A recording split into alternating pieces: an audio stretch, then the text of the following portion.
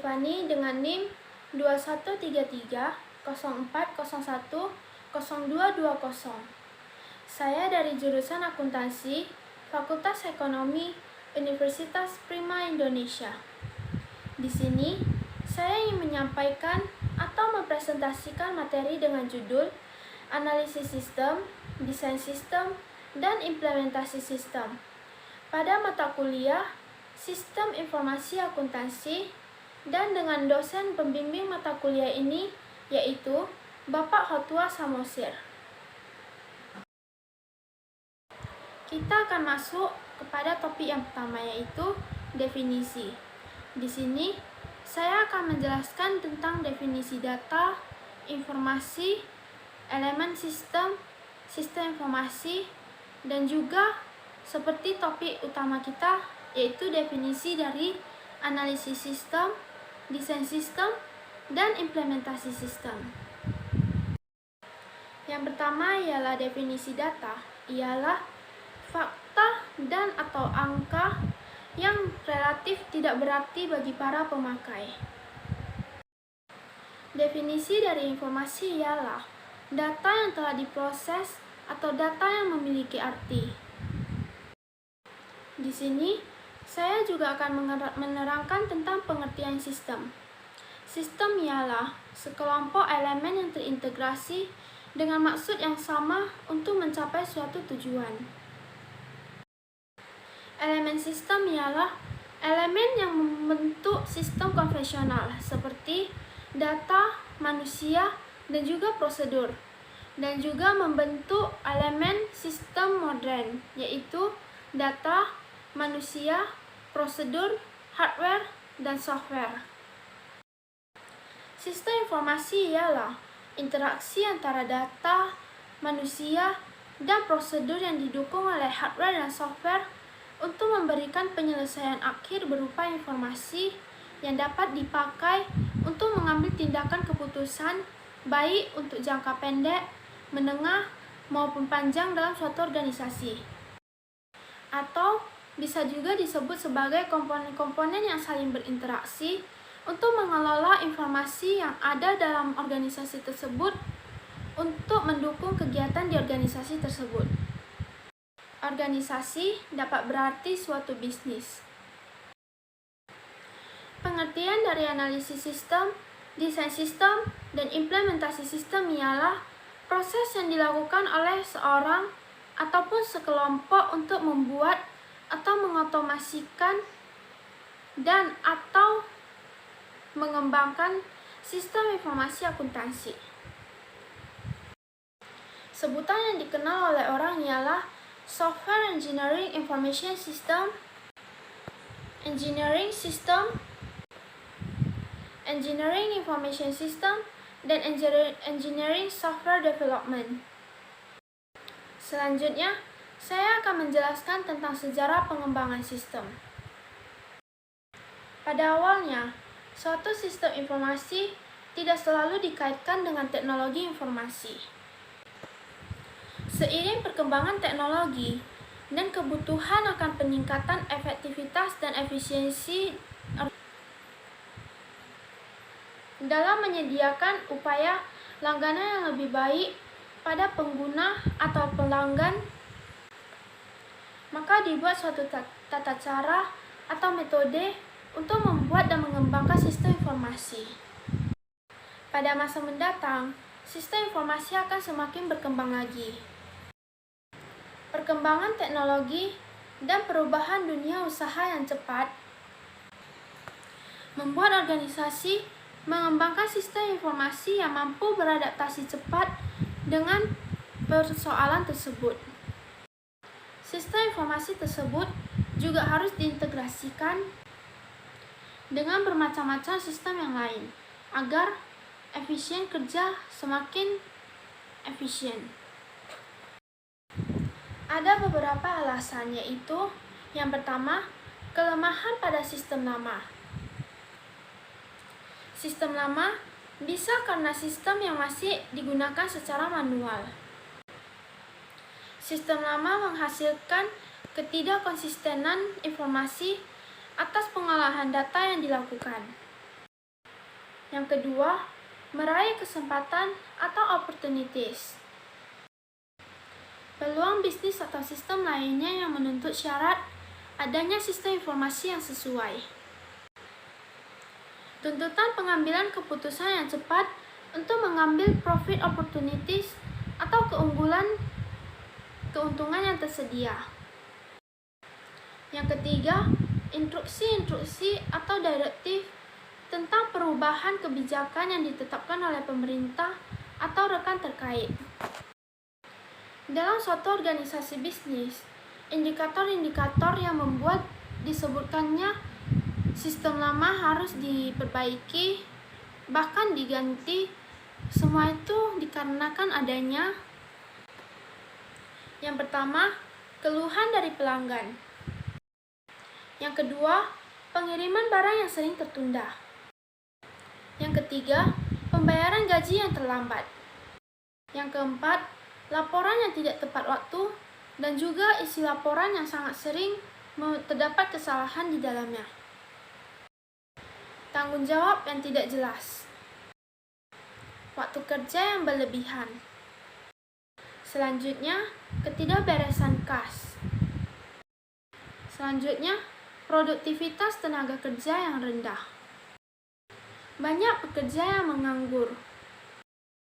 Kegiatan yang tumpang tindih dan tanggapan yang lambat terhadap konsumen. Kehilangan kesempatan terhadap kompetisi pasar dan kesalahan-kesalahan manual yang tinggi. Persediaan barang yang terlalu tinggi dan pemesanan kembali barang yang tidak efisien. Biaya operasi yang tinggi dan juga file-file yang kurang teratur. Tujuan pengembangan sistem adalah untuk performance atau kinerja. Peningkatan terhadap kerja sistem yang baru sehingga lebih efektif. Kinerja dapat diukur dari throughput atau jumlah dari pekerjaan yang dapat dilakukan pada suatu saat tertentu. Dan respon time. Rata-rata waktu yang tertunda di antara dua transaksi atau pekerjaan ditambah dengan waktu respon untuk menanggapi pekerjaan tersebut.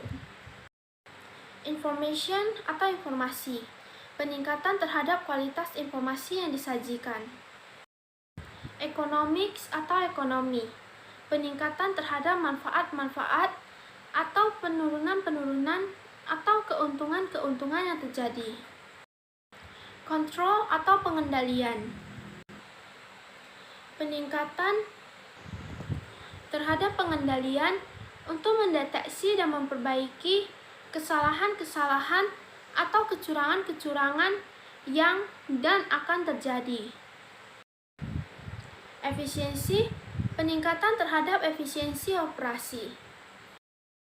Servis atau pelayanan, meningkatkan pelayanan yang akan diberikan oleh sistem.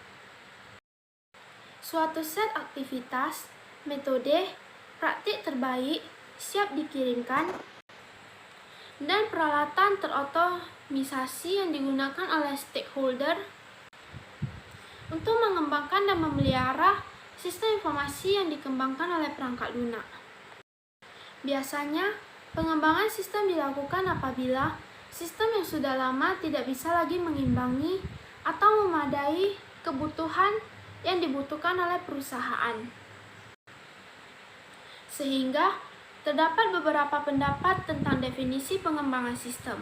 Antara lain, yang pertama, menyusun suatu sistem baru untuk memperbaiki sistem yang sudah lama secara keseluruhan, atau memperbaiki sistem yang sudah ada.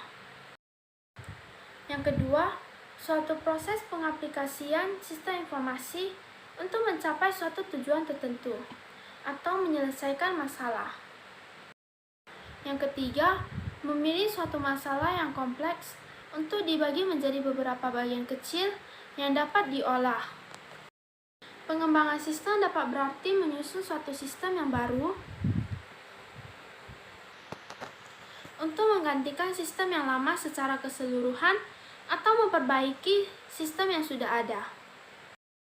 Selanjutnya, saya akan menjelaskan tentang tahapan pengembangan sistem. Secara umum, alur pengembangan suatu sistem informasi mempunyai beberapa tujuan. Tahap pengembangan sistem informasi juga sangat sering disebut juga sebagai System Development Life Cycle atau yang disingkat dengan SDLC. SDLC atau System Development Life Cycle ialah metode tertua yang digunakan dalam tahap pengembangan sistem informasi atau metode-metode yang mendasari metode-metode yang lebih baru. Metode-metode tersebut diantaranya ialah Rapid Application Development atau RAD dan Prototyping. SDLC atau System Development Life System merupakan siklus pengembangan sistem. Pengembangan sistem teknik atau yang disebut juga Engineering Development System. SDLC atau System Development Life System didefinisikan oleh Departemen Kehakiman AS sebagai suatu proses pengembangan software yang digunakan oleh analisis sistem dalam melakukan pengembangan sebuah sistem informasi. SDLC berfungsi untuk menggambarkan tahapan-tahapan dan langkah-langkah dari tahapan tersebut secara garis besar. Terbagi menjadi 4 kegiatan utama yaitu Initiation, Analysis, Design, dan Implementation. Setiap kegiatan dalam SLDC atau System Development Life System dapat dijelaskan melalui tujuan atau purpose atau hasil kegiatannya, deliverable. SLDC atau System Development Life Cycle mencakup kebutuhan atau requirement, validasi, pelatihan, dan kepemilikan atau user ownership. Sebuah sistem yang diperoleh melalui instalasi, melalui investigasi, analisis, sistem, desain, implementasi, dan juga perawatan software. Software yang dikembangkan melalui SDLC akan menghasilkan kualitas yang tinggi, memenuhi harapan penggunanya, tepat dalam waktu dan biaya, bekerja dengan efektif dan efisien dalam infrastruktur teknologi informasi yang ada atau yang direncanakan, serta murah dalam perawatan dan pengembangan lebih lanjut. Selanjutnya, saya akan menjelaskan pengertian dari initiation, analysis, design, dan implementasi. Sistem initiation ialah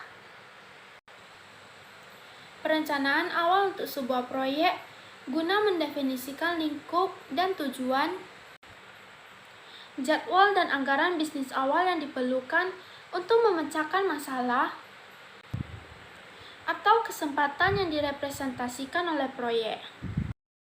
Lingkup dan tujuan pada akhirnya berpengaruh pada komitmen sumber, yaitu jadwal dan anggaran yang harus dibuat supaya berhasil menyelesaikan proyek. Selanjutnya, ialah studi bisnis. Ialah suatu sistem studi domain yang merekomendasikan perbaikan dan menspesifikasikan persyaratan dan prioritas bisnis untuk solusi. Analisis sistem ditujukan untuk menyediakan tim proyek dengan pemahaman yang lebih menyeluruh terhadap masalah-masalah dan kebutuhan yang memicu proyek. Area bisnis dipelajari dan dianalisis untuk memperoleh pemahaman yang lebih rinci mengenai apa yang bekerja, apa yang tidak bekerja, dan apa yang dibutuhkan. Sistem desain ialah spesifikasi atau konstruksi sistem yang teknis dan berbasis komputer untuk persyaratan bisnis yang diidentifikasikan dalam analisis sistem. Selama desain sistem, pada awalnya akan mengeksplorasi solusi teknis alternatif. Setelah alternatif teknis disetujui, fase desain sistem mengembangkan cetak biru atau blueprint dan spesifikasi teknis yang dibutuhkan untuk mengimplementasikan database, program, antarmuka pengguna, dan jaringan yang dibutuhkan untuk sistem informasi. Sistem implementation ialah konstruksi, instalasi, pengujian, dan pengiriman sistem ke dalam produksi, artinya operasi sehari-hari. Informasi sistem mengonstruksi sistem informasi dan menempatkannya ke dalam operasi. Selanjutnya, dilaksanakan pengujian. Selanjutnya, saya akan menjelaskan tentang prinsip pengembangan sistem. Prinsip pengembangan sistem ada 10, yaitu yang pertama, melibatkan para pengguna sistem guna menghindari konflik antara pengguna sistem dan pengembang sistem. Maka dalam menciptakan solusi dengan teknologi yang menarik, harus melibatkan pengguna sistem yang mengetahui masalah-masalah organisasi yang sebenarnya. Hal ini dilakukan karena tujuan akhir dari pengembang sistem ini adalah mendukung kebutuhan akhir dari pihak manajemen. Yang kedua, menggunakan pendekatan pemecahan masalah secara klasik. Mempelajari dan memahami masalah, konteks, dan pengaruhnya. Mendefinisikan persyaratan yang harus dipenuhi oleh semua solusi. Mengidentifikasi calon solusi persyaratan yang memenuhi persyaratan solusi dan memilih solusi terbaik. Merancang atau mengimplementasikan solusi terpilih. Mengamati dan mengawasi pengaruh solusi dan memperbaiki solusi tersebut.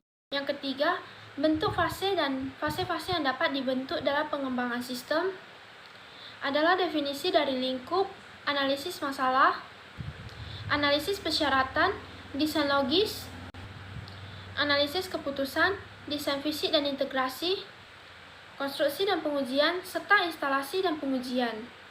Kelima ialah bentuk standar untuk mencapai atau mengintegrasikan suatu sistem. Organisasi beralih kepada bentuk-bentuk standar yang berbentuk organisasi teknologi informasi enterprise. Contoh standarnya adalah teknologi database engine, teknologi antarmuka, teknologi perangkat lunak.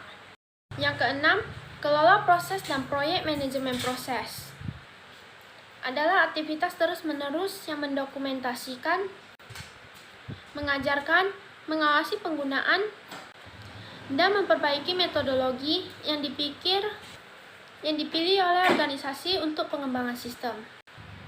Manajemen proses peduli pada fase aktivitas, barang siap dikirim, dan standar kualitas yang seharusnya diterapkan secara konsisten kepada semua proyek. Manajemen proyek adalah proses pelingkupan, perencanaan, penyediaan staf, pengorganisasian, dan pengarahan, dan pengontrolan sebuah proyek untuk pengembangan sebuah sistem informasi dengan biaya minimal dalam kerangka waktu yang ditentukan dan dengan kualitas yang dapat diterima. Yang kesembilan ialah membagi dan menaklukkan. Dalam analisis sistem proses ini sering disebut dengan factoring, yaitu dengan berulang-ulang membagi masalah yang lebih besar ke dalam bagian-bagian yang lebih mudah dikelola, atau disebut mensederhanakan proses pemecahan masalah. 10. Mendesain sistem untuk perubahan bisnis berubah setiap waktu. Kebutuhan berubah, prioritas juga berubah. Untuk alasan ini, maka metodologi yang baik harus mencakup kenyataan perubahan. Sistem harus didesain untuk mengakomodasikan persyaratan-persyaratan pertumbuhan dan perubahan. Terdapat dua hal utama dalam proses pengembangan sistem, yaitu proses dan produk. Selanjutnya, kita masuk kepada topik yang terakhir, ialah tim pengembangan sistem informasi. Biasanya, tim pengembangan sistem informasi terdiri dari beberapa kelompok, yaitu yang pertama, project leader, yaitu orang yang bertanggung jawab terhadap proyek tersebut. Yang kedua, sistem analisis, orang yang bertanggung jawab tentang kebutuhan user. Yang ketiga, sistem designer, orang yang bertugas mendesain sistem. Yang keempat, programmer, yaitu orang yang bertugas mengimplementasikan desain tersebut. Yang terakhir ialah software quality assurance, orang yang bertugas untuk memastikan semua proses pengembangan sistem informasi berjalan dengan baik. Demikian materi tentang analisis sistem, desain sistem, dan implementasi sistem. Mohon maaf jika terdapat kesalahan dalam kata-kata saya. Sampai jumpa minggu depan dengan topik yang berjudul bagan alir atau flowchart.